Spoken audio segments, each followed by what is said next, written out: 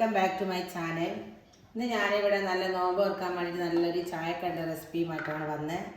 അതിതാ ഞാനിതാ ഗ്യാസിൻ്റെ മുകളിൽ ഒരു പാൻ ഇവിടെ വെച്ചിട്ടുണ്ട്. അതിലേക്ക് കുറച്ച് ഓയിൽ വെച്ച് കൊടുക്കാം.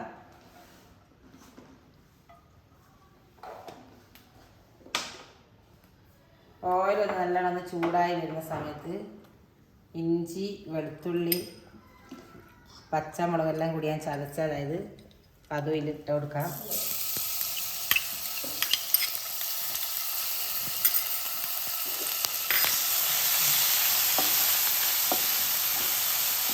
ഇതൊന്ന് നല്ലോണം എണ്ണയും വേണത് ഇതിൻ്റെ പച്ചമണലെല്ലാം ഒന്ന് മാറിക്കഴിഞ്ഞാൽ ഇതിലേക്ക് ഞാൻ ഉള്ളി കട്ട് ചെയ്ത് വെച്ചിട്ടുണ്ട്, അതും ഇട്ട് കൊടുക്കാം.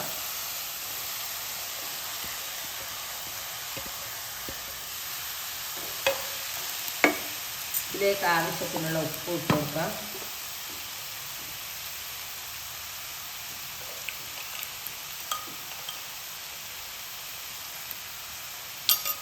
എന്നിട്ട് നല്ലോണം മിക്സ് ചെയ്യാം. ഉപ്പ് എല്ലായിടത്ത് എത്തുന്ന രീതിയിലൊന്ന് മിക്സ് ചെയ്ത് കൊടുക്കാം. ഇപ്പോൾ ഉള്ളി, വെളുത്തുള്ളിയും ഇഞ്ചിയും പച്ചമുളകെല്ലാം കൂടിയിട്ട് നല്ലോണം ഒന്ന് വാട്ടിയിട്ടെടുക്കാം. ഞാനൊരു കുറച്ച് നേരം ഇതൊന്ന് മൂടി വെച്ച് കൊടുക്കുന്നുണ്ട്. എന്നിട്ടൊന്ന് നല്ലോണം ഇത് വാടി വരട്ടെ.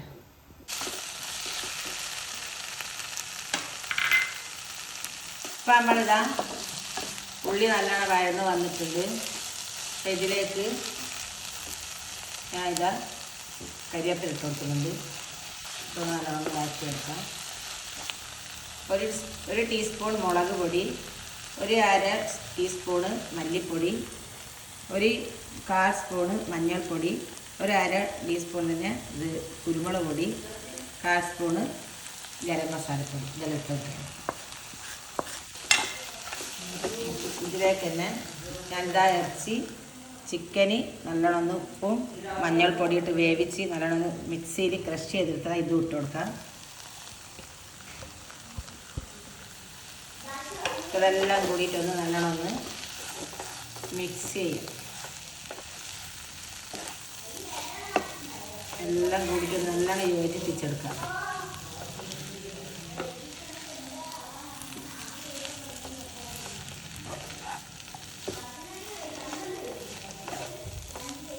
അപ്പോൾ നമ്മുടെ ചായക്കടിൻ്റെ ഫില്ലിങ് ഇവിടെ ഞാൻ റെഡിയാക്കി ഇതൊന്ന് പുറത്തേക്ക് മാറ്റി മാത്രം. അപ്പോൾ ഇതാ ഞാൻ ഈ മസാല ഇരുന്നൊരു നല്ലൊരു ഇത്രയായിട്ടുള്ള ഒരു ബോൾ പോലായിട്ട് എടുക്കുക. ഒന്ന് നല്ലോണം പരത്തിയതിന് ശേഷം ഞാൻ എന്താ ഒരു 4 മുട്ട ഞാൻ പുഴുങ്ങി എടുത്തിട്ടുണ്ട്. ഒരു മുട്ട എന്താ കട്ട് ചെയ്ത് വെച്ചിട്ടുണ്ട്. അപ്പോൾ ആ മുട്ട ഒന്ന് ഇതിലേക്ക് വെച്ച് കൊടുക്കുക. എന്നിട്ട് നല്ലോണം ഒന്ന് കവർ ചെയ്തെടുക്കുക.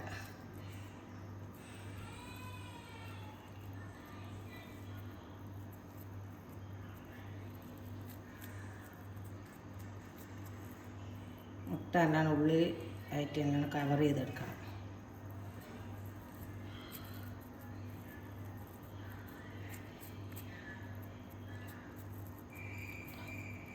ഇതുപോലെ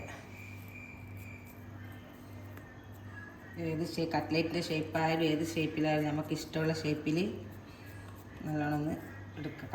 മുട്ട നല്ലോണം കവർ ചെയ്ത രീതിയിൽ എടുക്കുക. എന്നിട്ട് ഒന്ന് ഞാൻ ഒരു മുട്ടതാ നല്ലോണം ഒന്ന് അടിച്ച് വെച്ചിട്ടുണ്ട്. അതിലേക്കൊന്ന് മുക്കിക്കൊടുക്കാം. മുക്കിയതിന് ശേഷം നമ്മളിതാ ഞാനൊരു പ്ലേറ്റിൽ സേമിയ എടുത്ത് വെച്ചിട്ടുണ്ട്. അതിലൊന്ന് നല്ലോണം ഒന്ന് കവർ ചെയ്യുക.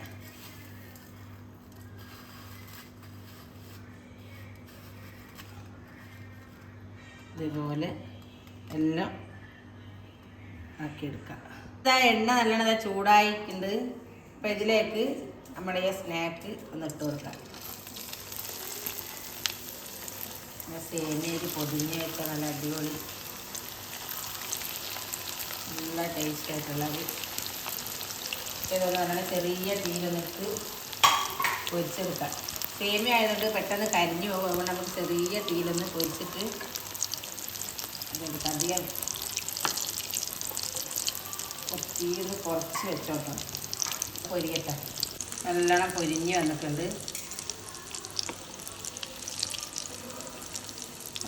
പൊന്നൊടിഞ്ഞ് വന്നിട്ട് ഇതൊന്ന് ഇതെല്ലാം കോരിയെടുക്കുക. ഇതേപോലെ തന്നെ എല്ലാം പൊരിച്ചെടുക്കുകയും ചെയ്യാം. കുറച്ച് സേമിയതിൻ്റെ അടുത്ത് ആയിപ്പോയിക്ക്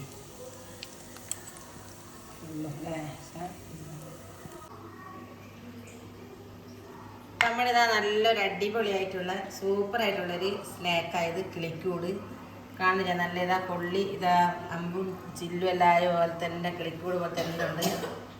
അപ്പം പെട്ടെന്ന് ഉണ്ടാക്കാൻ പറ്റുന്നൊരു സ്നാക്കായത്.